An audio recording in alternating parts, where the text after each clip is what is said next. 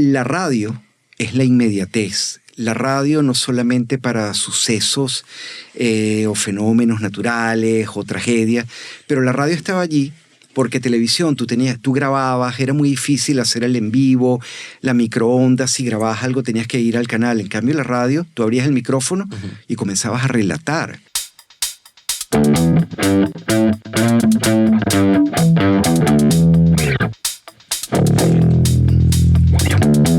Estamos ready. ¿Estás viendo? Perfecto, sí. A mí siempre me intimida hacer... Ya vamos a arrancar a hablar aquí, chit-chat normal. Me intimida hacer chistes internos con gente de radio. ¿Por qué? Porque se nota... Es otra escuela, es otra escuela. ¿Sabes cómo proyectan la voz? ¿Cómo usan el micrófono? Y los audífonos. Los audífonos. Yo estoy acostumbrado... A quitar y poner, y poner. Aquí estoy sufriendo con los dos. Okay. Voy a estar así. Sí, claro. Como tú quieras. Pero, como te sientas más cómodo. Adrián, tú cuéntanos por ahí cómo estamos. Todo bello, ya estamos aquí al aire. Ya estamos al aire. Acabo de avisar los Patreons para que nuestros Patreons. Yo sé que algunos se conectarán por ahí. Siempre les avisamos a última hora, pero bueno, depende también de nuestra agenda y de las cosas que estén pasando. A veces se puede. Igual queda 24 horas. Exacto. Y eso lo anunciamos ahí también en el chat y claro, se lo decimos a la gente, pero para nuestros Patreons les damos el privilegio de tener un acceso inicial a la conversa sin edición. O sea, así como está pasando ahorita. Arrimpelado. Pero lo están viendo como estás viendo ahí la pantalla, ¿no? Todo, como lo veo yo en el monitor. Como lo ves en el monitor, que están todos los cuadros divididos, todas las tomas. Entonces es como una experiencia, un sneak peek que dejamos 24 horas, después lo bajamos y editamos el episodio bien bonito como debe ser y sale sale a finales de este mes. Así que bienvenidos a todos nuestros Patreons, señores. Hoy estamos aquí con un gran invitado en este plan que decimos trazar de mapear la radio venezolana y en general latinoamericana también, bienvenido. Pero obviamente la radio es muy local, eso es algo que vamos a hablar. Y la radio en Venezuela fue particularmente importante, sigue siendo, creo yo, de alguna manera, para muchos venezolanos y creadores de contenidos y todo este mundo del que hemos hablado aquí de la comedia. Bueno, y como una cantera de la comedia, ¿no? Cantera de la comedia, cantera de muchas cosas. Entonces, arrancamos con esto, ya tuvimos, mira, así que me venga a la cabeza Vieco, estuvo Guillermo Zambrano hace poco que no ha salido el episodio todavía. Vero Gómez, Manuel Ángel Redondo, el mismo Nacho Redondo también pasó por radio. Michelle de Narcisian. Luis Chatén. Exactamente, ha estado bien nutrido y bueno, hoy tenemos a una de esas leyendas, hoy completamos una barajita importante. El Mount Rushmore de la radio. Es uno clave, bueno, Chatén también. Totalmente. Bueno, hoy está con nosotros Polo Troconis. Bienvenido a Chiste Interno. Excelente. Una voz que recuerdo muchísimo. O sea, yo conocí tu voz mucho antes de conocerte, obviamente.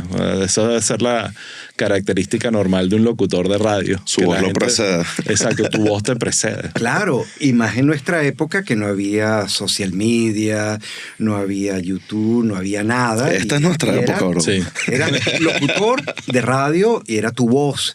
Que además mucha gente pensaba que uno iba a llegar al automercado y te iban a reconocer. No. Yo creo que por voz era muy difícil. Pero habían casos como el de Lee, que la voz de Lee, a él ya lo habían visto en Sonoclips, por lo que hacía. Claro. Y habían casos, de hecho, bueno, cuando Luis arranca, pero ya Luis había comenzado a hacer televisión también. Y la gente asociaba de inmediato, o el caso de Fulchola, Juan Manuel, porque era actor. Pero los que hacíamos solo radio, estábamos ocultos detrás del micrófono. Sí, es como además, es bueno y es malo, porque obviamente todo el mundo quiere un poquito de fama y reconocimiento y que te paren en la calle, pero también es buenísimo esa... capacidad de poder seguir manteniéndote en el anonimato por un tiempo al menos. ¿Sí? Es que me río porque de hecho me pasó acá. Uno como que pasa esa línea, como decía un gran amigo locutor también, Ramón Pasquier, que lo extrañamos muchísimo. En paz descanse, lo conocí y trabajé con él y wow, increíble. Que llega un momento que ya tú pasas esa línea del bien y el mal y ya voy a tal sitio. Y me encontré a alguien en un automercado acá, pero como a las 7 de la mañana, como uno se levanta, te levanta con la franela, porque además ya uno hizo todo. Sí. A mi edad y en el tiempo que llevo en radio, ya uno hizo todo y lo que queda es mantener la velocidad crucero y luego en algún momento aterrizar y ya, pero... Y a veces me encontraba mucha gente en automercado y me decían, pero tú eres, ¿verdad? Yo, sí. Claro, es así. Además, yo por ahí, no sé si lo dijiste tú, pero haciendo el research lo pusieron en el documento, que era como que el contenido le gana a la voz, ¿sabes? Es importante que además de ser un buen locutor, presentes un contenido relevante y con que la gente conecte. Pero en particular, tu voz, yo la recuerdo, era como, para mí es muy emblemática, muy una firma de una época. Creo que lo conecto con hasta la nostalgia de una época de los 90, pero sí me pareció una voz de esas que yo decía, esta es una voz de radio. Claro, pero también era una voz de chamo, que Sí. sigo teniendo voz de chamo. No es la voz de WM, de Valdemaro. Sí, que es más profunda, no más es la grave. voz de Iván.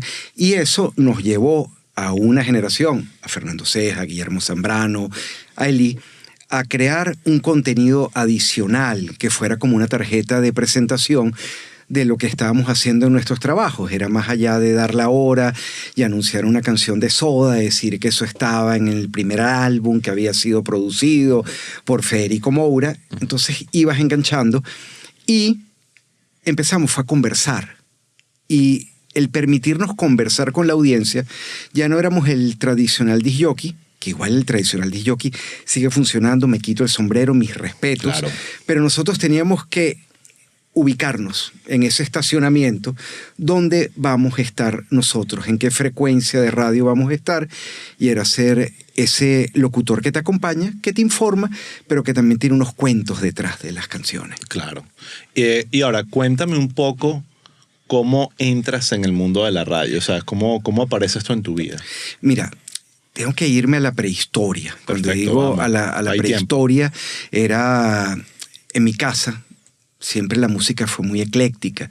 Mi papá podía aparecer con un disco del grupo Yes, Cuentos del Océano Topográfico, y de repente mi mamá aparecía con un disco de los Carpenters. Entonces iba de los Bee Gees a Carpenters, a Epitafio, o de repente Escalera al Cielo o Frank Sinatra. Mi papá era muy amigo de gente en Radio Capital, entonces me llevaba de chamo a Radio Capital. Y en algún momento nosotros vivíamos entre Los Chorros y Cebucán, una zona de Caracas, Claro. y el teléfono de mi casa era 3607-11, y el teléfono de Radio Capital era 3607-10. Okay. Y obviamente, en esa De vez época en de cuando. CanTV, los teléfonos se ligaban y se mezclaban. Entonces yo veía a mi papá atendiendo y vacilándose a la gente, y se debía a poner la canción. Pero además mi papá estaba escuchando música y les oía el volumen a esa canción, y la gente pensaba que realmente estaba hablando con Radio Capital. Qué curiosidad. Me da curiosidad saber qué hacía tu papá, porque parecía un papá- personaje interesante. Mi papá es un personaje. Era comerciante, pero estaba siempre pendiente del último equipo de sonido, de los técnicos, de lo que salía, de los discos, de tener música en casa y de compartirla con nosotros. Luego después nos fuimos orientando, yo me fui hacia el New Wave, mi hermano se fue hacia Elton John, el otro se fue más al rock, y mi mamá siempre pedía también, no se olviden de comprar los discos de los Bee Gees o de lo que podía ser Olivia Newton-John. Pero nada, él era muy amigo de Usher, muy amigo de Plácido Garrido. Okay. Entonces mis visitas de chamo era Radio Capital. Así que ya te lo estaban sin querer queriendo inculcando desde chiquito. O sea, venía Y claro, ya empaquetado. Mi generación, a diferencia de la de ustedes, era la del radio en el carro, donde toda la familia iba a Puerto La Cruz o iba a Naiguatá, íbamos todos escuchando música, o la ruta a donde quiera que uno fuera, estabas escuchando radio. En mi mesa de noche yo tenía un radio donde escuchaba Difusora, donde escuchaba Capital, donde uno se dormía con la radio y te despertabas con la radio. Sí. Yo era radio. En algún momento, finalmente decidí sacarme el certificado de locutor. Mi papá me apoyó. Iván Díaz Millán, que era un gran locutor del Canal 8 también. Hice un curso con Armando Pompeyo Martínez, que después te das cuenta que, bueno, que el curso era importante. En mi época tenías que sacar un certificado. Yo soy el 13.459, pero el examen lo hacía el Ministerio de Transporte y Comunicaciones. Además era bien interesante porque había una persona del sindicato, una persona del Ministerio de Transporte y Comunicaciones y un locutor reconocido que invitaron. Entonces te ponían a preguntarte cosas. Y de repente, ¿dónde sucedía esto? En curso, en la el central. edificio Los Molinos, en San Martín, que era una sede de la CanTV, en el caso de Caracas. En el caso de Valencia, elegían otro sitio. Y ellos de repente se ponían a hablar contigo. Y alguno de ellos sacaba una caja de cigarros. Y te decían, ¿por qué no me hace un comercial de esta caja de cigarros? Y si no estabas pilas, caías en la trampa. Más de uno cayó y ellos te decían, es que el ordinal del reglamento de radiocomunicaciones le prohíbe al locutor hacer mención de licores y cigarrillos. Venga en otra oportunidad, usted pasó el examen teórico, pero raspó el examen práctico. Okay. Eso era. O sea, que había un filtro. Pues. No. Había un filtro. Si tú no pasabas el teórico, no ibas al práctico. Entonces tenías que volver Ese doble filtro, a insistir. Me saco el certificado, finalmente, yo pensando que me iba a comer el mundo, y de una me voy a Éxitos 1090 a hacer la prueba. Rebotado. De hecho, alguien que después trabajamos juntos, lo que me dijo, Polo, ¿tú no has pensado en dedicarte a otra cosa? Fui a Tropical 99.0, que en ese momento la gerenciaba Enrique Hoffman, tampoco, rebotado. A través de mi papá, Napoleón Bravo, le dijo, hay un muchacho que se llama Eli Bravo, que te puede hacer la prueba de locución. Él y yo ya en ese momento estábamos en la Católica. Él estaba estudiando comunicación. Mi primera carrera es educación. Yo estudié educación primero y luego comunicación. Okay. Y le dije, Eli, ¿tú crees que me puedes ayudar? Fui, hice la prueba, pero bueno, no estaban buscando gente en Capital. Pero mi primer programa lo hice con Eli, un programa que él tenía, que Rosy Álvarez faltó, que era su compañera de programa, y lo hicimos él y yo. Por supuesto, me llevé los discos de Smith, de Soda Stereo, del Último de la Fila. No entré en radio, pero como fui a hacer varias pruebas de locución, conocí a Alberto Quevedo, que era un promotor discográfico, que nos topamos como en 4 emisores. Él me dice, ¿por qué tú siempre andas aquí en la radio? Le digo, no, es que estoy tratando de que me atiendan para hacer una prueba. Quiero trabajar aquí. Y me dijo, ¿tú no quieres ser promotor? Porque veo que te conoce la gente de radio. Ah, bueno, ok. Y trabajé como promotor de Duncan Du, del Último de la Fila, y del Grupo 2020.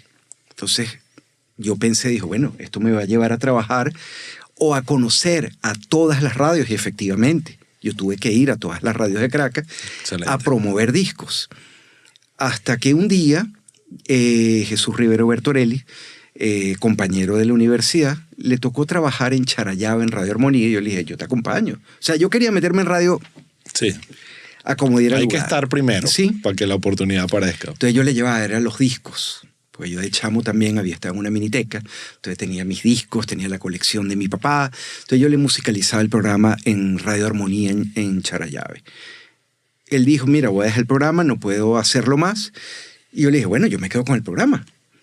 A través de otro amigo de mi papá, Lorenzo Bustillos, que había llevado a McDonald's a Venezuela, además era muy loco, estamos hablando del año 86, y McDonald's patrocinaba ese programa en Charallave. Wow. Entonces la excusa era, en ese momento, yo decía, bueno, es que la gente que va pasando por la regional del centro, que va bajando a Caracas, va a escuchar, pues, y va a ir al McDonald's del Rosal o al de Sabana Grande. Que son los que hay. Que era lo que en había ese momento. en ese momento. Y nada, me quedé en Charallave un tiempo, hasta que un día fue a Caracas 750 a llevar el cambio de tema del Último de la Fila, y Víctor Avilán me dice, mira, chamo, tú que eres locutor, tú quieres estar aquí. Yo, Radio Caracas, Julián Isaac, Paul Esteban, Ramón Mata, el caso del Ocho, y dije, no, vale. O sea, hay un chance, sí, porque estamos creando la FM. Entonces vamos a migrar a los locutores de Caracas 750 a 92.9 y se van a abrir espacio. Hice unas pruebas, estábamos en el mismo lote Santiago Duarte, que está aquí también, Voz de Telemundo, le ha ido muy bien como locutor comercial. Y nada, quedamos en ese grupo de sorpresa y mi primer turno en Radio Caracas fue de 1 a 4 de la mañana. Bello. Me escuchó mi papá, mi mamá, mis hermanos, un par de panas y feliz. Paralelamente, Radio Nacional de Venezuela, la gerente en ese momento, la directora, era Tibisay Hernández, que ya era pro rock en español, también me invitó a que formara parte del equipo. Y era locutor, lo que en mi época se llamaba locutor avance, que cubríamos las faltas del que no llegaba. Claro. teníamos un beeper. Entonces íbamos a un cine o a una obra de teatro, un concierto, y si el beeper sonaba, tú te tenías que comunicar con la radio y dejar lo que estabas haciendo. Sí. Así de simple. Ese fue mi inicio. Radio Nacional de Venezuela, sí, un programa que se llama La Tarde y Parte de la Noche. Siempre voy a agradecer la libertad que me dio Tibisay, porque yo le dije, ¿qué hago? Me dice, bueno, lo que tú quieras. Yo, con que pongas un tema latino o en español y otro en inglés y cumplas, vas a ser feliz. Y yo, ok. Entonces era, bueno, un programa con The Cure, con Soda, Último de la Fila, con The Smith, con The Bunnymen. Y luego en Radio Caracas, de la madrugada, yo hacía Radio Nacional los fines de semana y feriados, que era el convenio, me iba a Radio Caracas a trabajar de 1 a 4 de la mañana. Empecé a leer, investigar un poco más y a decirle a mis jefes que yo quería ayudar y aportar en producción. Entonces, bueno, me pasaron asistente de producción. Poco a poco se abrían oportunidades. De asistente llegué a jefe de producción. Me tocó hacer un programa bellísimo que fue los 60 años de Radio Caracas Radio. Eso fue en 1990, donde no le dijimos a nadie, rescaté los jingles viejos de Radio Caracas y sin decirle a nadie colocamos jingles viejos Pérez Prado, jingle viejo Glenn Miller, jingle viejo Lavillo. En una radio que en 1990 ponía música anglo y música en español. Ese mismo día juntamos también lo que era la competencia fuerte, que era entrevistar a Jesús Leandro en Radio Caracas. Y el circuito Unión Radio accedió de buena manera, porque eran los 60 años de la primera emisora que había en Venezuela. Y eso rompió muchos esquemas. Qué bueno. Porque para que tengan una idea, era la competencia tan férrea que tú en Radio Caracas tú no podías decir la palabra capital. Sí, no es como porque estabas haciendo alusión a capital, o en Radio Caracas no podías decir esta canción fue un éxito, esta es una pegadita, o este es un clásico. Wow, es que extremo, ¿no? Era un extremo. Sí, era obsesión. Y a mí me tocó para ese día, yo dije, bueno, ya que es así, voy a hacer una promo. Ninguna radio ha tenido tanto éxito en la capital como Caracas 750, pero era como la promo institucional que hacíamos. Pero nada, se empezaron a romper esos esquemas de que no te podían ver hablando con otro locutor, de la competencia, porque eso estaba mal visto. En ese momento ya yo era muy pana de Lee y llevan el Lee a Caracas 750 como jefe de producción para 92.9. Okay. Un año antes me habían llamado a mí para ir a la Mega y por cosas de sentimentalismo, yo me sentía muy bien en Radio Caracas, me quedé en Radio Caracas. Finalmente Lee se lo llevan para 92, yo me voy con él. No nos permitieron hacer lo que queríamos hacer. Teníamos un jefe arriba que era como, no, estos cambios no se va a hacer, había como mucha resistencia y él y yo nos metimos un fin de semana en 92 en el estudio de grabaciones y cambiamos 3 cajetines. U2 One lo incluimos en programación, The Cure, Los Viernes Me Enamoro, y Toad the Weather Sporked All I Want. Metimos esas 3 cajetines. El lunes, por supuesto, cuando eso empezó a rotar, nos llamaron. Nos llamó el director de la radio con lo que había ocurrido, cómo hicieron eso, por qué. Entonces, bueno, yo les tengo que pedir la renuncia y él dijo, bueno, yo me voy. Y me preguntaron a mí, ¿tú qué haces? No, yo también me voy. Losher, que ya estaba en el circuito Unión Radio, nos llama y a través de Sergio Gómez nos dieron la oportunidad de comenzar a cambiar la radio en junio del año 92, lo que fue esa nueva apertura de la radio participativa, que si nos remontamos en el tiempo ya la había hecho Juan Manuel, ya la había hecho Fulchola, en la década de los 70, en El Nido del Halcón, con sus personajes. Pero llegamos nosotros a hacer radio juvenil siendo jóvenes. Exacto. Porque a veces se veía la radio juvenil un poco más mediana edad, hacer radio juvenil. Pero nosotros estábamos todavía estudiando. Estábamos en la universidad, teníamos vivencias, teníamos carencias de jóvenes. Y yo creo que por eso nos entendieron. Hicimos clic con una generación que estaba ahí escuchando radio. Y nos atrevimos a hacer muchas cosas. Sí, los dejaron también, ¿no? Nos dejaron, Sergio, Enrique Cucó, todo ese grupo, nos permitieron hacer muchas locuras. Después yo me enteré como a los 6 meses que había como una prueba, que ellos dijeron, bueno, vamos a ver qué hacen. Y resulta que, bueno, que funcionó. Exacto. Funcionó, pero también es válido.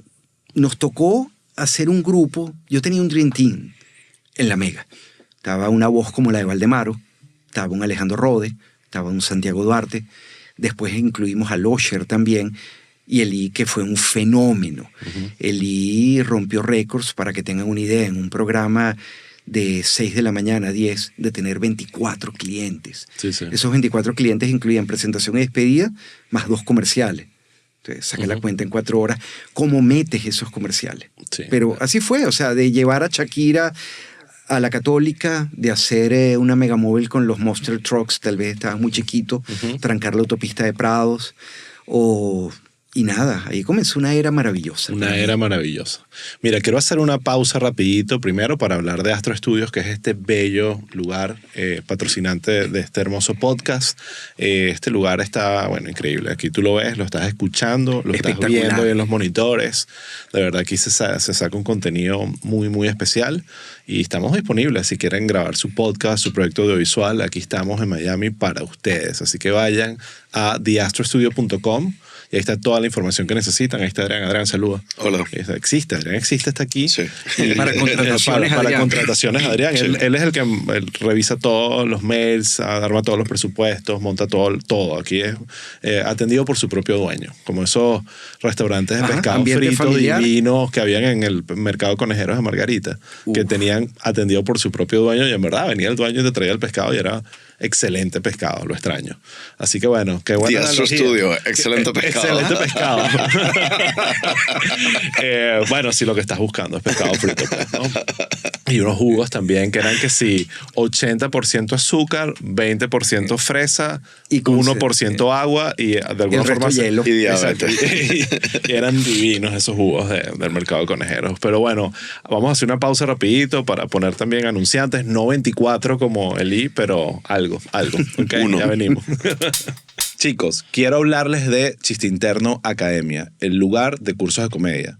Ahí tenemos cursos on demand, cursos online en vivo y también tenemos cursos presenciales. Yo los invito a que vayan a chisteinterno.com/academia y vean todo lo que tenemos ahí para ustedes. Hay cursos de stand-up, cursos de escritura de comedia, cursos de propuestas creativas, de producción de podcast y también de creatividad. Así que nada, vayan por allá. Si usan el código CHISTE van a recibir un 10% de descuento en su primera compra y nada, nos encantaría verlos por ahí. Mira, tengo, Polo, muchas preguntas de la radio. Y me estabas contando cosas y yo estaba en mi mente como que, ok, quiero preguntar de esto, de lo otro. Ahorita quiero retroceder un poco a algo que comentaste al principio que me generó curiosidad en el momento, que es este curso de radio que tienes que hacer o tenías que hacer, no sé cómo es ahorita, sé que no es tan extenso, pero yo sí me acuerdo, yo también estudié comunicación social, nunca hice radio, me fui más por la parte audiovisual, pero lo pensé muchísimo y siempre es como me llamaba la atención. La radio es muy atractiva para un creador, un guionista, un creativo. Siempre la radio te llama la atención. Y me acuerdo que una de esas, digamos, barreras era, no, pero es que hay que hacer un curso de locutor. A mí me acuerdo me decían que era en la central, yo no sé si eso cambió.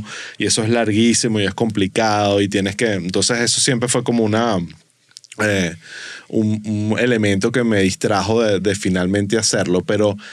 más allá de lo que comentaste, ¿qué realmente aprendes en esos cursos? ¿Qué te enseñan? ¿Es un tema técnico de cómo acercarte al micrófono, de cómo proyectar la voz? ¿O de estas cosas que también son legales de entender? Mira, detrás del micrófono hay una responsabilidad.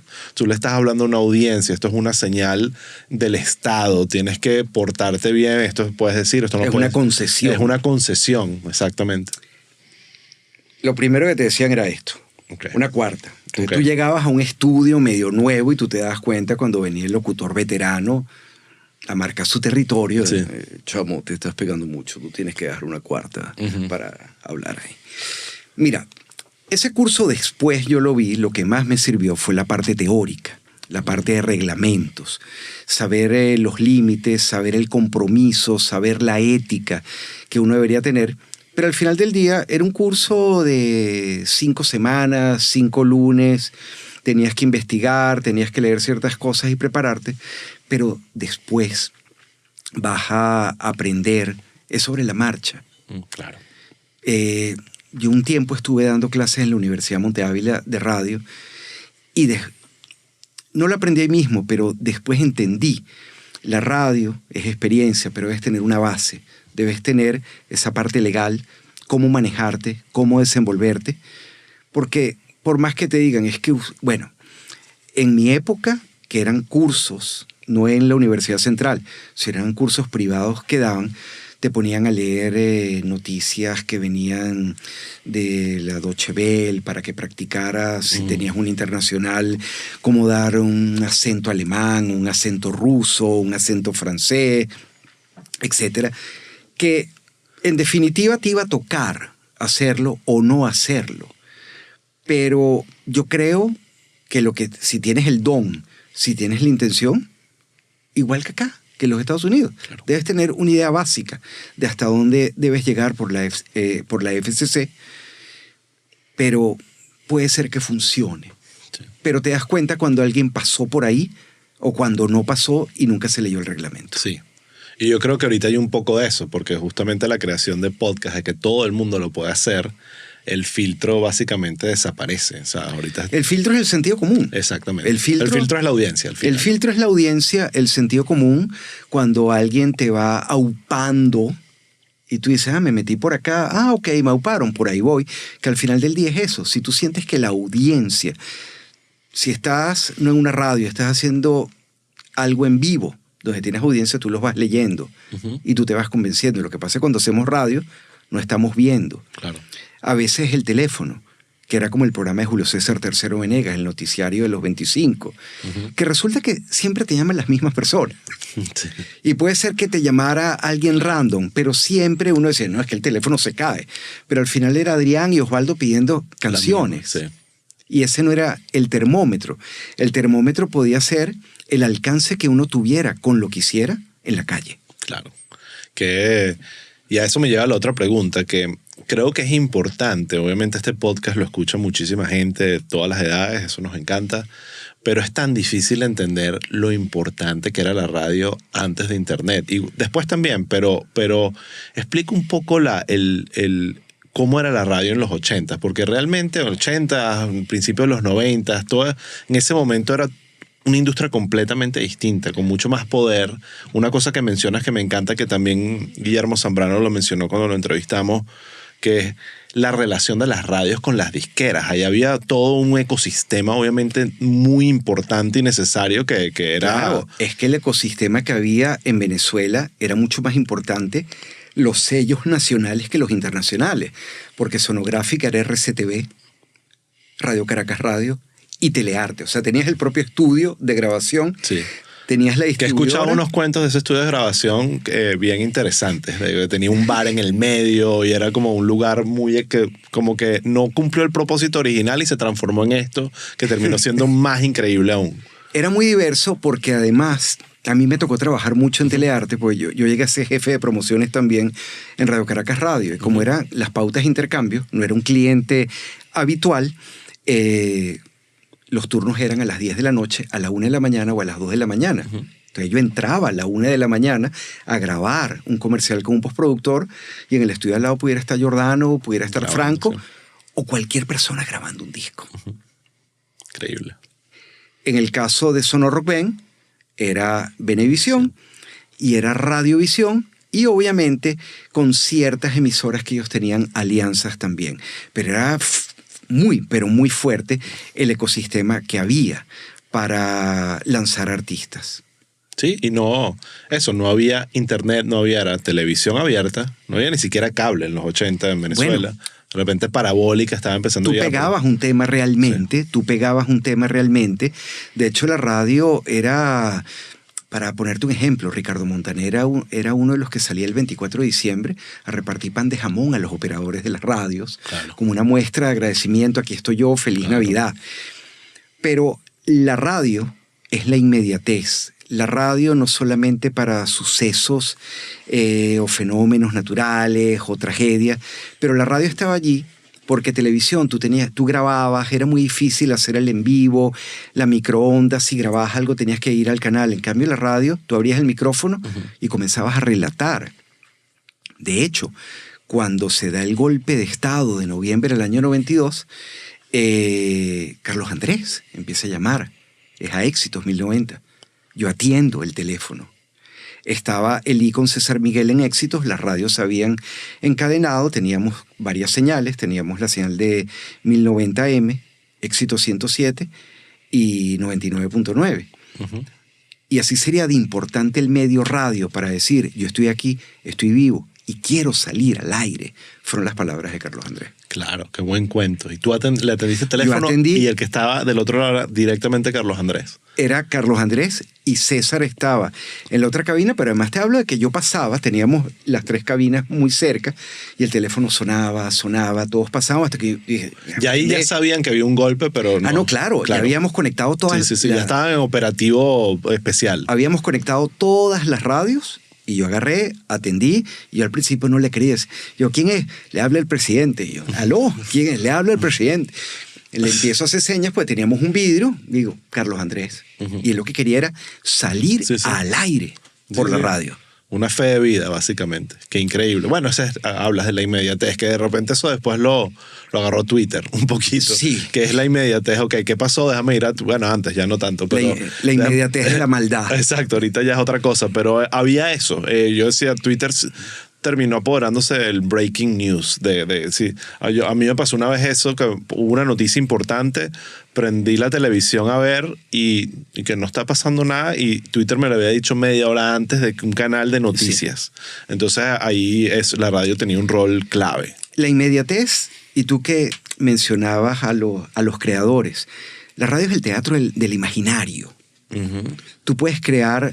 más allá de escenas, de una radionovela, en tu propio programa, un perfil, una personalidad, y puedes ir llevando a la audiencia, que fue lo que pasó en el caso de lo que hicimos nosotros con la radio participativa.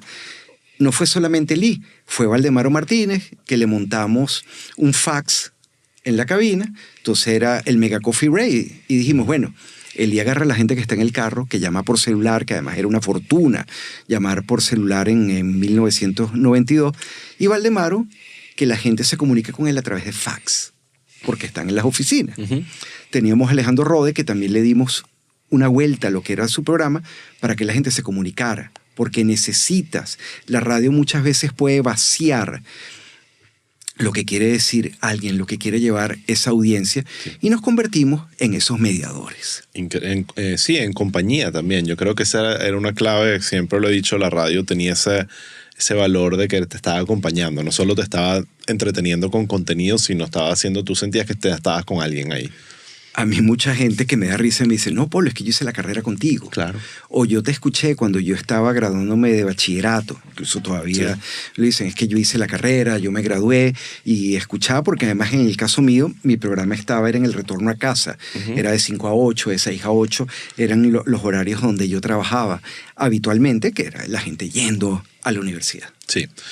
Justamente voy a hablar de eso porque mencionas algo que lo estoy entendiendo ahorita después de estas conversaciones, pero en ese momento era muy pequeño para entender esa coyuntura, porque cuando tú hablas del año 1992, ¿cuándo sale el programa de Eli?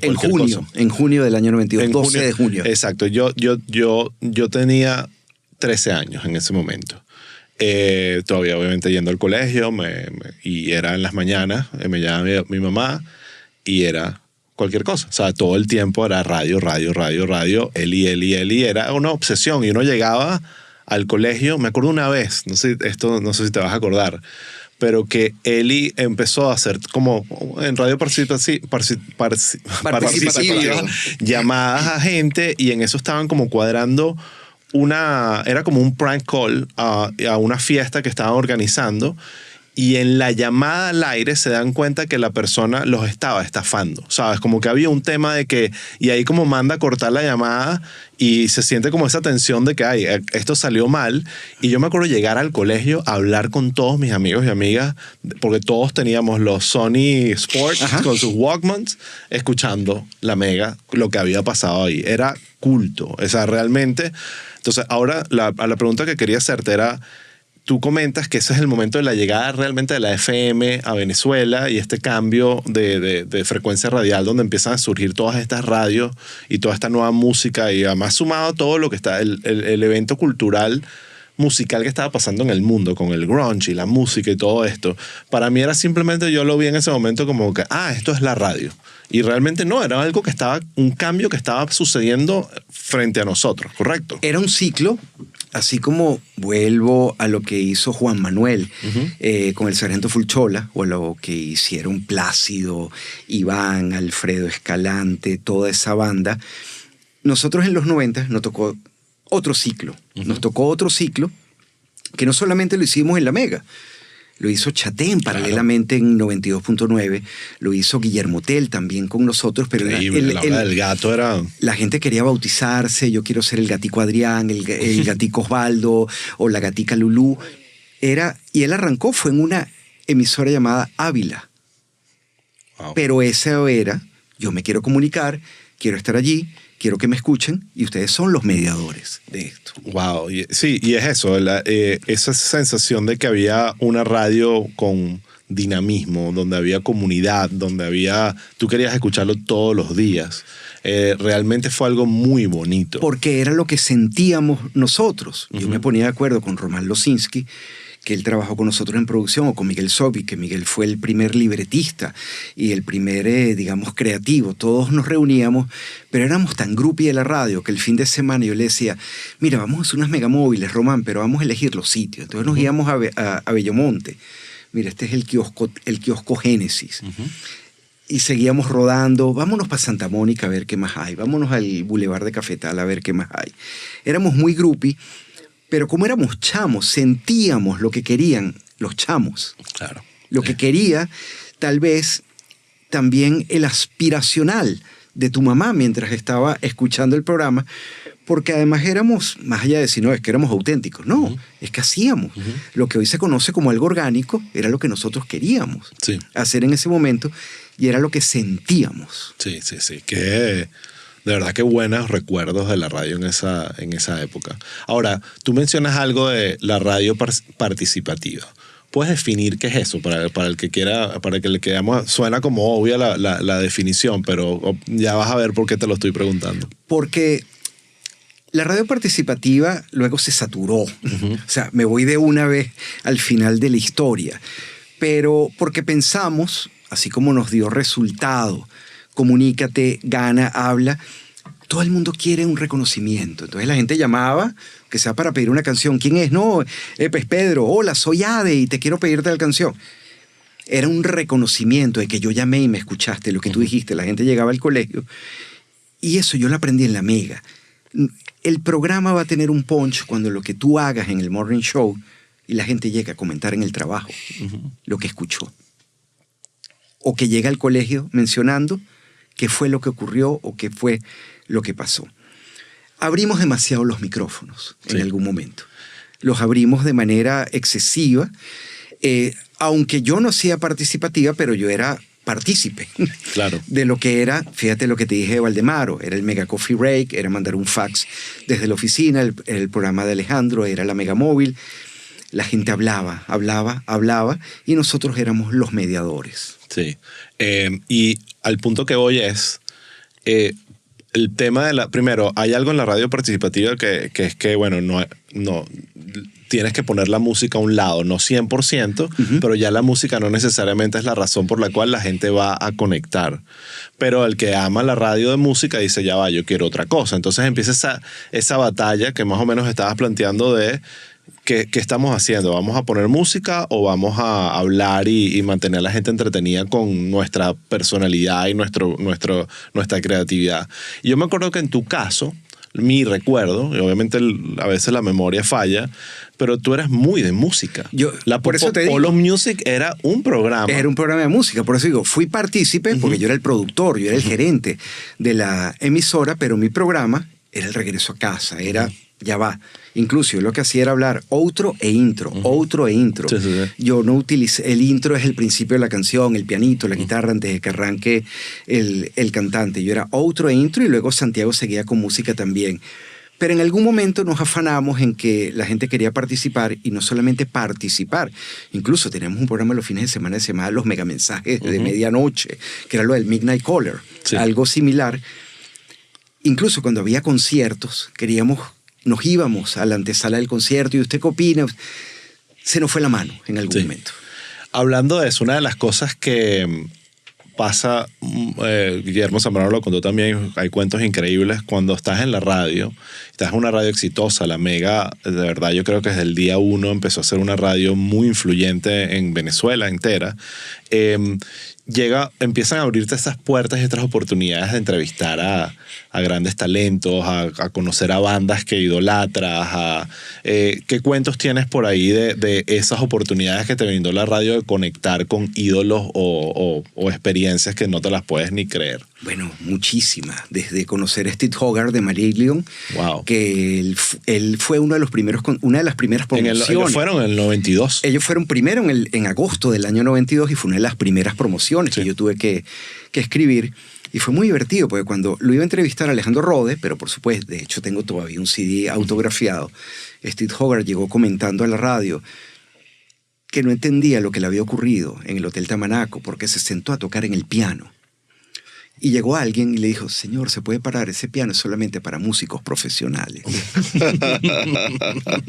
Ocurrió y pasó con Steve Hogarth. No podemos culpar al pobre empleado de seguridad del Hotel Tamanaco a entender ese nivel. Tuve la oportunidad de conocer a Cerati, a Charlie Alberti, Zeta, siendo primero groupie, ya trabajaba en radio, pero nada, a través de un amigo, Joao Teixeira, que era fanático de Soda, cuando ellos vinieron en las primeras oportunidades, fuimos al Caracas Hilton, establecimos como contacto, 20, de hecho yo llevo a Charlie Alberti a comprar un Nintendo a Electroshop Sonidos en el Marqués. ¡Wow! Ya, echa ese cuento con más detalle. Claro. Es que la gente no entiende que en Argentina, creo que todavía es carísimo y muy difícil. Argentina es como que todo... Yo me acuerdo que una vez fui a Argentina en el año 2006 y llegué con un iPod de los viejos así de la época, pues. Y los argentinos estaban que no podían creer. Era como alguien llegó del futuro a presentarnos este artefacto. Entonces me imagino que un poco venía de ahí, ¿no? Claro, porque ellos me preguntaron dónde podemos comprar equipos electrónicos. Mi papá, que compraba equipos, se lo compraba a Preve Jeppesen de Electroshop Sonidos y le dije, no vale, te vamos a dar además con descuento. Claro. No solamente que era barato, sino además con descuento. Y me los llevé por la Cota 1000, además uno orgulloso no va a estar orgulloso de su Cota 1000. De mi Caracas de Cota 1000 y de repente estoy hablando con ellos, volteo y claro, ellos venían reventados y Alberti lo que iba era atrás así dormido, con Cerati también. Fueron parte de eso, oportunidad de conocer gente que hacía radio en otros países también. Nosotros establecimos mucha amistad con gente de la Superestación de Bogotá. Hoy en día, de hecho, seguimos siendo muy amigos. El Capi, que tenía en el zoológico, eso nos ayudó a intercambiar cosas, nos llevó a intercambiar jingles. La Mega de Puerto Rico, que es un cuento maravilloso porque gracias a la Mega, de una u otra manera, Billy Fourquet, estoy haciendo radio hoy en Miami porque su nombre me abrió puertas o me permitió demostrar lo que yo sé hacer, que es hacer radio. Un Mario Pergolini, que trabajó como fotógrafo de Soda Stereo en la gira de Ruido Blanco, que hoy en día es un... pero él está volado con lo que está haciendo con Vorterix. Él fue luego jefe de prensa de Soda, pero tenía un programa en Rock and Pop FM. Me permitió conocer esa emisora que para mí también era como el templo de lo que era el rock en español. Trabajar con Kimi Portet y Manolo García del último de la fila, obviamente más como promotor discográfico, pero hacerme pana o conocer desde otra óptica músicos como Guillermo Carrasco, como Pedro Castillo, hoy en día vecino mío y cómplice cuando hay que hacer jingles, cuando hay que hacer trabajos especiales, siempre es como una roca para las ideas. Sí. Una cosa que obviamente echando tus cuentos de la radio está muy claro es que tú vienes con primero una obsesión casi de groupie de la radio como tal. Y vienes con un conocimiento, no eras solo locutor, eras creador, eras productor, estabas en la industria de la radio por completo y creo que de alguna forma eso explica tus pasos siguientes en tu carrera donde pasas a tener roles más gerenciales dentro de la radio y no necesariamente solo frente al micrófono. Explícame cómo fue esa transición y cómo cambió tu manera de trabajar en la radio y ver la radio con esos cambios de... Ese afán de adecuar, de tener ideas. Es que mientras estabas hablando dije, es así. Estaba maquinando siempre un programa, maquinando qué hacer, cómo cambiar, cómo hacer una entrevista, cómo hacer algo diferente, cómo implementar y cómo ejecutar. Uh-huh. Y claro, me llevó a hacer un tiki-tiki con los compañeros de la radio o con los gerentes y decir, mira, yo tengo ideas. De hecho, mi primer programa que hice fue en Radio Caracas. Yo quería hacer un programa de Police y terminé haciendo un programa de Menudo. Pero ya, ¿cómo pasa eso? ¿Alguien te...? No, porque claro, Menudo pertenecía a Sonográfica. Julián Isaac en ese momento era el gerente de producción de Radio Caracas. Entendamos que Menudo en esa época era como el K-pop ahorita, ¿no? O sea, un fenómeno monstruoso. La avenida Páez del Paraíso se trancaba, tenían que llegar la policía metropolitana. En Puerto La Cruz, cuando ellos iban, las niñitas se metían por los ductos del aire, etcétera, etcétera. Pero claro, yo no era fan de Menudo, era fan de Police. Claro. Y Julián me dice, no, pero es que tu primer programa no va a ser de Police, tu primer programa va a ser de Menudo. Que por cierto, años después, como hace 3, 4 años, HBO hizo un especial y me llamaron porque se enteraron que yo había trabajado con ellos y eso está creo que en HBO. Uh-huh. Y me tocó convivir con ellos, ir a Telearte, hacer entrevistas, llevar a las fanáticas a cenas, estar en los conciertos, hacer concursos con los clubes de fans que tenían ellos, no solamente en Caracas, sino en otras ciudades del interior del país. Sí. Qué increíble esa historia de Menudo de Police. Mira, y volviendo al tema de... ¿Tú llegaste a ser gerente general de la Mega?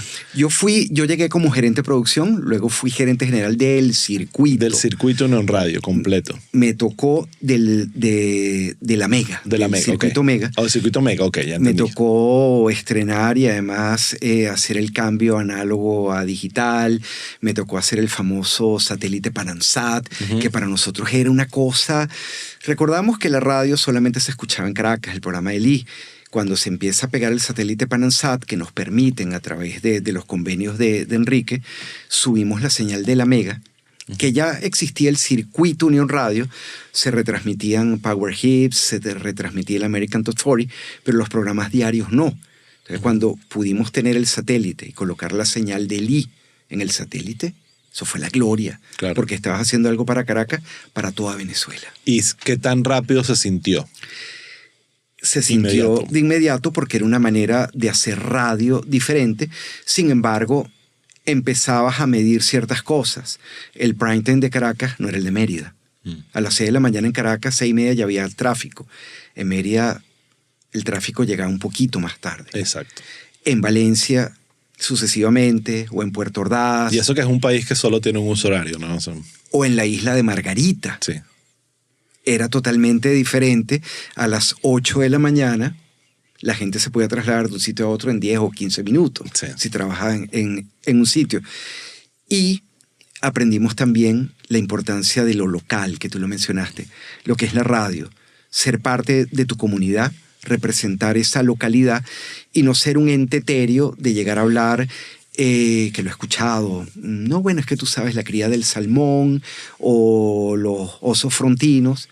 O sea, tienes que ir a lo que está pasando en tu ciudad, a lo que ocurre en tu comunidad, o ser empático con lo que hay. Sí, eso es clave. Y yo creo que la radio siempre tuvo esa característica de ser muy local. Por eso yo hablo mucho de Howard Stern y mucha gente fuera de Estados Unidos no sabe ni siquiera quién es él, a pesar de que aquí es una leyenda. Es el rey. Es el rey. Entonces, es porque, bueno, la radio de Howard no trascendió más allá de las fronteras de Estados Unidos, a menos que seas un fan obsesionado como yo.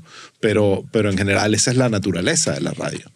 Y en ese rol de gerente, estabas creando programas. ¿Qué tan encima estabas de entender cuál era el camino de la radio? ¿Sabes? De que si había que hacer más radio participativa, más humor, más... Había que hacer más humor. Había que no solamente poner a la gente a participar, porque yo sí en algún momento me lo cuestioné.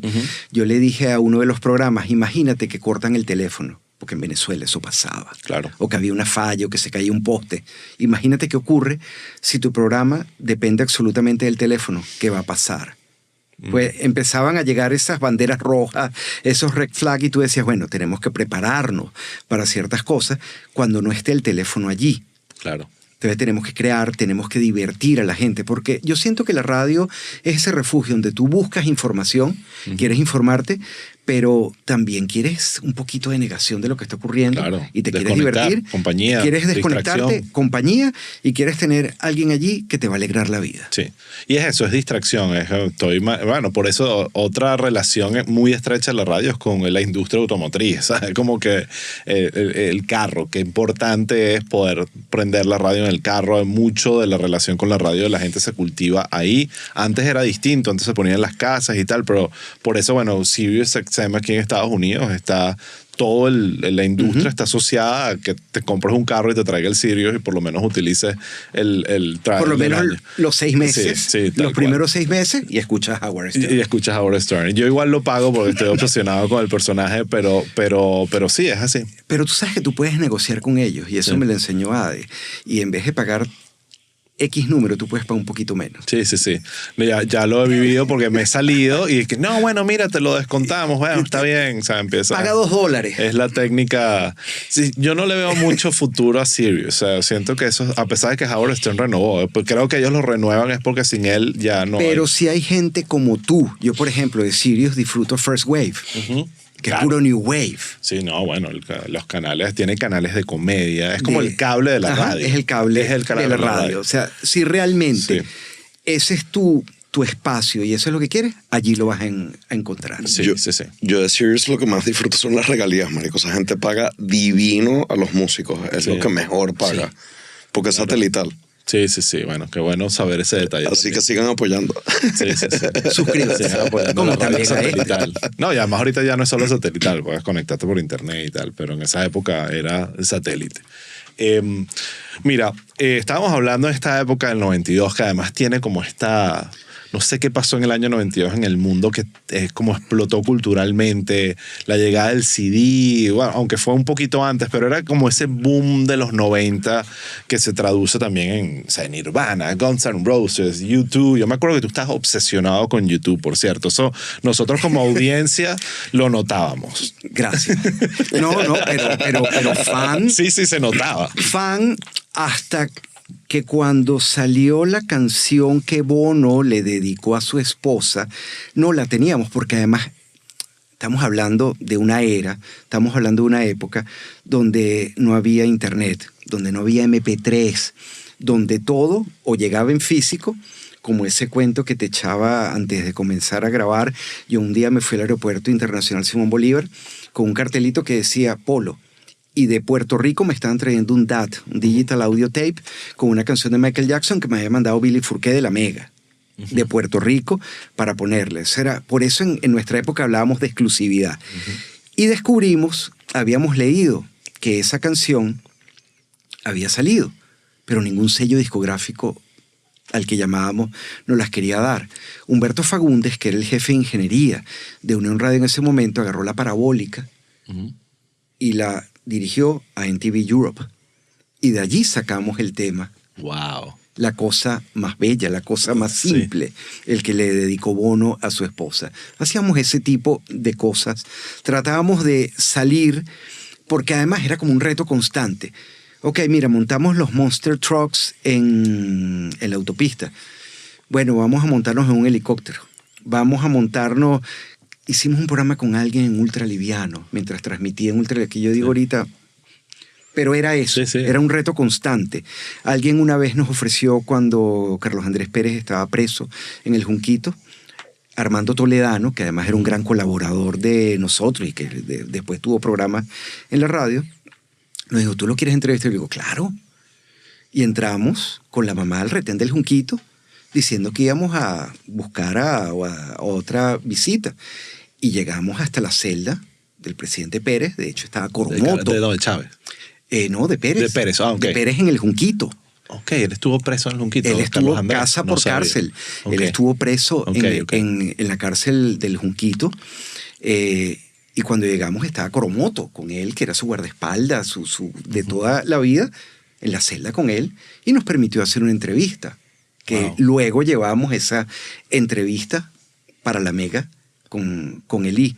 O sea, siempre queríamos hacer... Eso está disponible por un ahí, se extra. puede conseguir. Debe estar Interesante. en los archivos de Unión Radio, porque además fue una entrevista en el mero retén del Junquito. Sí, wow, qué buen cuento. Ahora, mencionaste algo que para allá iba mi pregunta, que obviamente es uno de esos sucesos trascendentales en la historia de la humanidad, que es como aproximadamente, no sé, en el año 93-94 llega Internet. Y obviamente para todos fue una gran sorpresa. Obviamente recordemos que el Internet de esa época, por eso yo siempre digo a la gente que está hablando, no, que la inteligencia artificial no es tan buena, no funciona, y que eso es como el Internet en el año 95. Esa es la inteligencia artificial que tenemos ahorita. Imagínense lo que eso va a transformarse. Pero definitivamente ya llega el Internet y en ese momento estábamos, bueno, disfrutando. Puedes tener un email y todas estas cosas, pero realmente no entendíamos el impacto que iba a tener eso en todo, y en los medios de comunicación más aún, incluyendo la radio. ¿Cómo empiezan ustedes a asumir y a entender que el Internet venía a cambiarlo todo? El Internet venía a cambiarlo todo y lo cambió todo. Claro. No solamente, bueno, ustedes son muy chamos, No tanto. pero nosotros para descargar una canción la dejamos descargando en la noche. Claro. No, claro, eso sí.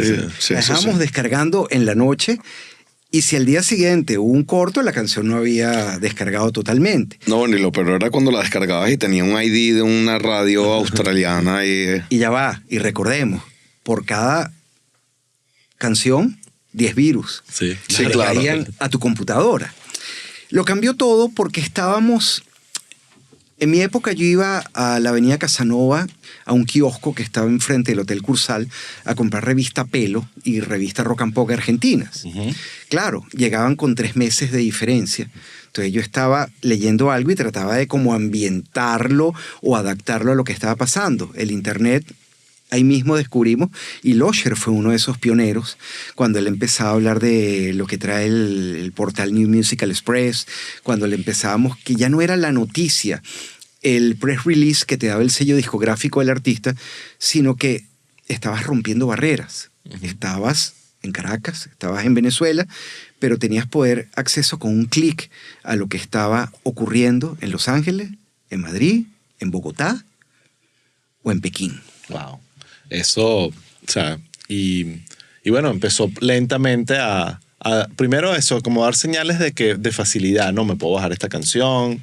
Ya no había la exclusividad. Ya no había la de lo que te exclusividad, digo. ya no tengo que esperar estar en el aeropuerto para que me traiga la cinta. Hay muchos beneficios, pero por otro lado también empieza a sentirse, ya, pero esto es una amenaza para la radio como tal, ¿sabes? Como esto va a cambiar, esto me puede quitar el trabajo si yo no me activo, o puede migrar a que mi trabajo ya no sea pensar en la señal de la concesión. La señal terrestre. La señal terrestre, La señal de antena, la Exacto. radio antena, que ahí mismo todos empezamos a migrar a tener también radio online. Pero por un lado, en Venezuela empezamos a descubrir, hay otras cosas, pero la infraestructura en Venezuela, te podías conectar, quiero escuchar XFM de Los Ángeles, a ver en qué están. Podías escuchar de repente 5 o 6 minutos y después se te queda guindado, Sí. pues. Claro, totalmente. Había un tema, lo estábamos hablando y para allá va un poco la conversación, de que empiezan a suceder un montón de proyectos digitales que en concepto y en papel eran brillantes, una excelente visión de lo que venía en el mundo, pero a veces puede suceder, pasa muchísimo en la historia, que creas cosas que están adelantadas a su momento, que no era el momento ideal o que la audiencia no estaba lista por alguna otra razón. Y yo creo que en este caso no necesariamente la audiencia no estaba lista, sino que técnicamente no había la posibilidad de escalar el modelo. Entonces tú, explícame un poquito cómo es tu experiencia en Terra cuando aparece este proyecto y si eso te hizo a ti salirte de la Mega. ¿Sabes? Si fue un cambio de, ok, este es el futuro y me voy para acá, o si fue más bien déjame probar esto mientras sigue lo otro. No, llegó un momento que en la Mega, yo llegué en el año 92 y ya en el año 2001 empezaron a surgir cambios en lo que había sido ese ciclo. Sí. Yo era muy pana de Guillermo, de Fernando, que Fernando Cés también fue gerente. Uno que deseamos mucho tener en este programa, definitivamente. Me cambió la vida ese personaje. De 92.9, Bori Felipe, y nos llamábamos, porque además éramos compañeros. De hecho, yo mucho antes de hacer radio había conocido a Guillermo y cada vez que venía un survey, unos números, yo lo llamaba o ellos me llamaban. O sea, había una competencia pública, pero en privado éramos panas. Íbamos al concierto de rock iberoamericano en el mismo carro, íbamos a las mismas fiestas, teníamos nuestros mismos grupos, nuestros grupos de amigos, en fin. ¿Qué pasó? Llegó un momento que en la Mega yo crecí, pero crecí con la radio. Entonces la Mega creció conmigo. Entonces la Mega dejó de ser una radio joven, comenzó a ser la radio de los que habíamos crecido con esa radio y eso se estaba notando. Guillermo ya llevaba unos años dándole la vuelta, emisora 100% libre de gaitas, emisora 100% libre. De hecho, ese cuento acá bien polémico. Y en algún momento hubo ese cambio, se orientó una audiencia hacia 92, lo que estaba pasando, así lo que hicimos nosotros en el año 92 cuando llegamos, que rompimos esquemas. Guillermo rompió esquemas y rompió un ciclo en su momento. 100%. A mí empezó a llegar gente nueva, a pesar, ya yo había contratado a la gente del show de la mañana, a Víctor, Rafa, habíamos empezado a hacer ciertos cambios y llegó un momento que yo pedí, hablé con Sergio, mira, me quiero ir a Éxitos. Me quiero ir a Éxitos. Y que era lo que había que hacer. Era como el paso. Después, porque, disculpa que te interrumpa, pero yo lo estudié un poco cuando estaba trabajando mucho en televisión por cable y fue el caso de MTV. Cuando MTV crea VH1 y también estaba Nickelodeon y ellos tenían como todo un concepto de que el canal no envejece, lo que envejece es la audiencia y la audiencia migra. Entonces los criamos en Nickelodeon viendo comiquitas medio de adolescentes y después cuando ya estén listos pues los pasamos para MTV y ahí viven sus 20 y después cuando unos treintones saltan a VH1 y así los vamos llevando. Y yo creo que eso es lo normal porque es mucho más raro ver a un medio de comunicación envejecer con su audiencia. No es tan común. No. Sí. Y nada, no había espacio en Éxitos en ese momento, pero había un proyecto que era Puma TV. Claro, el proyecto ahí. Puma TV, me tocó esa primera etapa que fue muy ruda porque éramos muy pocos los que estábamos allí. Ricardo Leal, Rafael Echeverría, Desmond Río Bueno. Éramos literalmente 4 o 5 personas con muy poco presupuesto, intentando hacer cambios. De hecho, Horacio Blanco de Soren fue DJ con nosotros allí. Yo estuve ahí como 6 meses. No me sentía cómodo haciendo lo que estaba haciendo, pero no por nada, sino quería hacer otra cosa. Y a través de Lee, un gran amigo me llama para que vaya a Terra a entrevistarme. Y había gente que ya yo conocía, como Isa Rabel. Y me dice, crea el proyecto de Zona Multimedia para Terra. Y yo, ¿qué quieren que haga? Una radio que se vea. Yo, bueno, perfecto. Vamos a hacer la radio. ¿Esto en qué año es? Estamos hablando del año 2002. 2002, ok. Él empieza a crear el proyecto, equipos. Además, la cabina era espectacular porque Bellísimo. era con Vista al Ávila. Me acuerdo de haber ido. Sí. Pero Vista al Ávila, montados en un piso 17. Terra estaba en el edificio donde creo que todavía está el consulado, la Embajada de España, donde está el León. Y en la redoma de la Castellana. En la redoma de la Castellana. La Torre Letonia. No, Letonia no. Sí. ¿Sí? Sí. Y bueno, teníamos ahí a Only Richard abajo siempre, cada vez echando fuego. que terminábamos. Y nada, se crea el proyecto. Nuestros talentos eran Las Boconas, Ramón Pasquier, Ana María Fernández, Teodoro Pekov, Talentazos todos. Julio César Venegas. Pero resulta que creamos un proyecto muy grande, pero la conectividad en Venezuela en ese momento, porque además era una radio que se ve, donde además colocábamos videos. Era una mezcla de radio con MTV, pero donde además la gente tenía un chat. Estamos hablando del año 2002, donde la gente podía chatear mientras estaba viendo como si fuera un YouTube, un Messenger. Es lo que está pasando ahorita en nuestro live. Lo que está pasando ahorita. Básicamente estaban 30 años adelantados a la... 30 años adelantados. 25, pues. 25, pero en ese momento de la conectividad en Venezuela, para hacer todo eso, tenías que tener un ancho de banda suficiente. Solo habían que sí 3 oficinas en toda Caracas que podían ver eso. Estaba el ABA de CanTV, que tenía algo así como 5,000 suscriptores. Estaba luego el internet de Telcel y el internet de Digitel, y había otra compañía privada. Entonces, los números no daban. Obviamente el proyecto salió y cayó. Sí.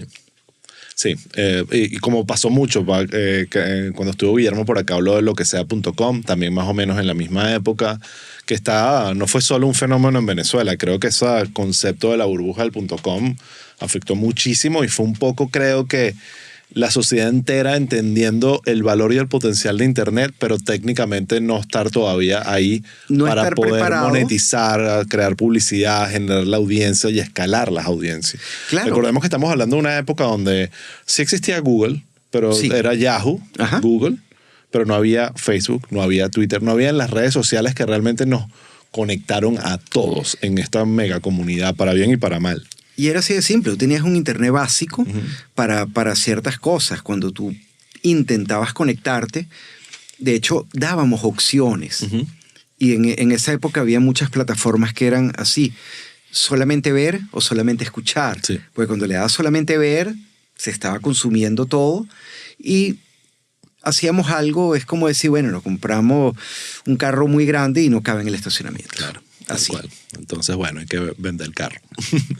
¿Qué pasa después de Terra? Después de Terra, yo me voy... Fue una época galopante, digo galopante porque brinqué mucho. De Terra me voy a XFM, donde estoy como una cosa así como 3 meses. Luego de XFM me voy a Capital 104.5. Llega el paro. Exacto. Todos los radiodifusores dijimos, vamos a hacer un paro, no vamos a hacer publicidad, no vamos a hacer nada. Yo en ese momento no tenía 15 y último. Mi pago era la publicidad. Como no había publicidad, no hubo 15 y último. No hubo 15 y último. Me llaman del Circuito X para hacer el programa de PIM Radio, Publicidad y Mercadeo. Voy. Y después, ya año 2003, Eli me llama y me dice, mira, Polo, la radio del Ateneo va a abrir. Y me llamo Carmen Ramia, pero yo no puedo. Estoy ocupado. No vale, Eli, pero anímate, además nosotros dos.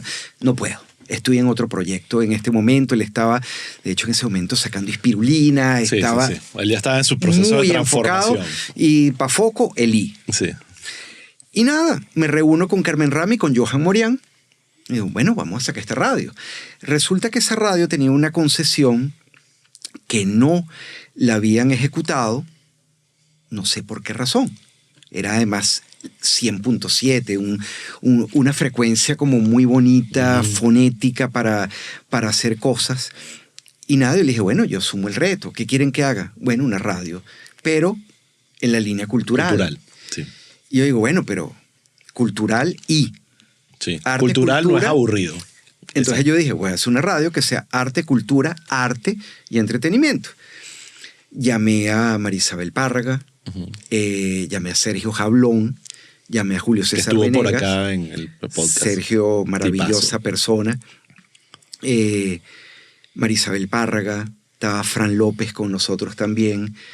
Tenía... No sé si ustedes recuerdan los que hacían Alzheimer Cultural. No me acuerdo. Es una maravilla de programa, que era Alonso Toro, Paul de Sen y Vito Soya. Ok. Te voy a hacer llegar algunos programas de Por ellos favor. que tengo. eran una de las cosas desquiciadas hechas con una inteligencia fenomenal. Y nada, empezamos con esa radio. En ese momento el chill estaba muy de moda, entonces hicimos una radio con Moby, pero también con rock en español y con rock duro.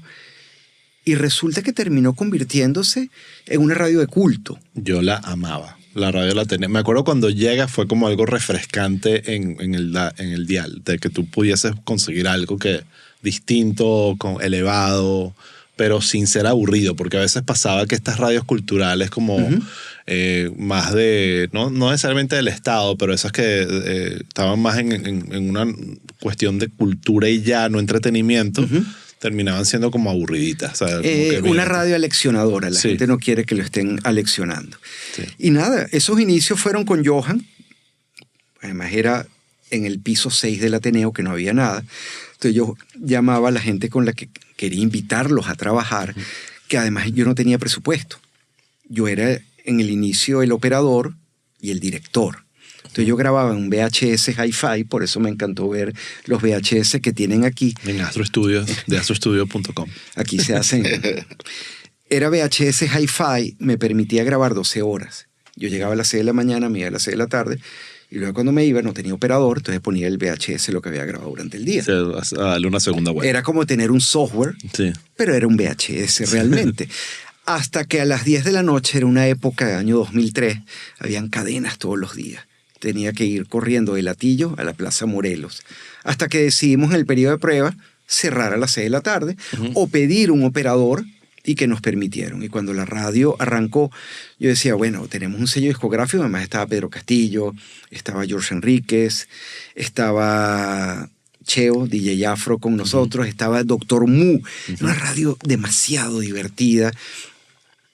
Y nada, funcionamos, duramos desde el año 2003 hasta el año 2012, aunque realmente fue hasta el año 2009 cuando le quitaron el comodato al Ateneo de Caracas y nos tuvimos que mudar. Transmitimos un tiempo en casa de Johan Morián en La Castellana, nos llamamos La Antena literalmente, La Antena y el transmisor a la casa de Johan. Le comunicamos a Conatel, que ya no estábamos allí. Luego buscando sede, nadie nos quería alojar porque nos habían quitado el comodato y obviamente había una pugna entre lo que había hecho el Ateneo de Caracas. Era un tema político. Habíamos conseguido varias sedes y literalmente la gente decía no, me decían sí, pero después decían, oye, mejor no. Sí. Hasta que conseguimos una sede frente a Venevisión, pero ya veníamos con plomo en el ala. Sí. Había ocurrido... Y una radio cultural siempre tiene dificultades de financiamiento, o sea, no es fácil. No es fácil. Y ya en el año 2009 había ocurrido un tema económico a nivel mundial y que en Venezuela se sintió mucho con la publicidad. Claro. Obviamente, cuando tú vas a recortar, tú no dices voy a recortar Unión Radio, voy a recortar X, FM, no. Tú vas a recortar la emisora más pequeña. Claro. A pesar de que nosotros tuvimos clientes, eso fue una radio que produjo una radio que prácticamente estuvo 10 años funcionando. Qué increíble, qué buen proyecto. Te felicito, ¿verdad? Porque siento que además es de esos proyectos que creaste, ¿no? Que gestaste desde el origen, desde cero. De cero, y que me lo permitió Carmen, me lo permitió Johan. Y era eso, era una radio que después busqué a los panas, busqué a los amigos, a los que no eran amigos, pero que querían hacer radio, lo que tú manifiestas, una radio diferente. Sí. Mira, ya vamos a terminar esta primera parte y entramos en un cierrecito para nuestros Patreons exclusivos. Es la parte que dejamos solo para que nuestros Patreons lo puedan ver, a pesar que estamos transmitiendo en vivo para nuestros Patreons ahorita.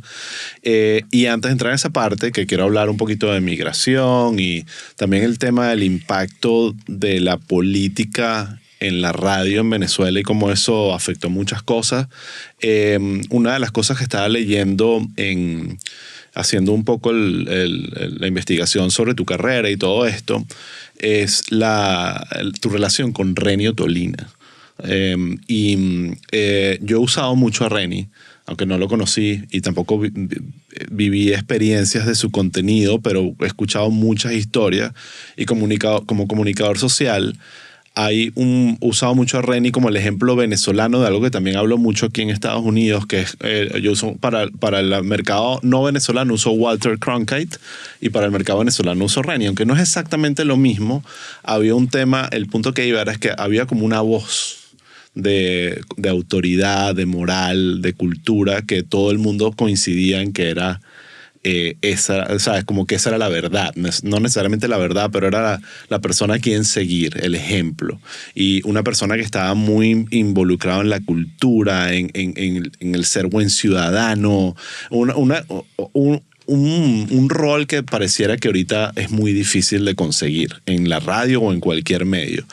Entonces quiero que me expliques un poco dónde viene esa relación con Reni. Por mi papá también. Ok, así que échame el cuento. Y recuerda, suscríbete o síguenos para no perderte de todo lo que viene.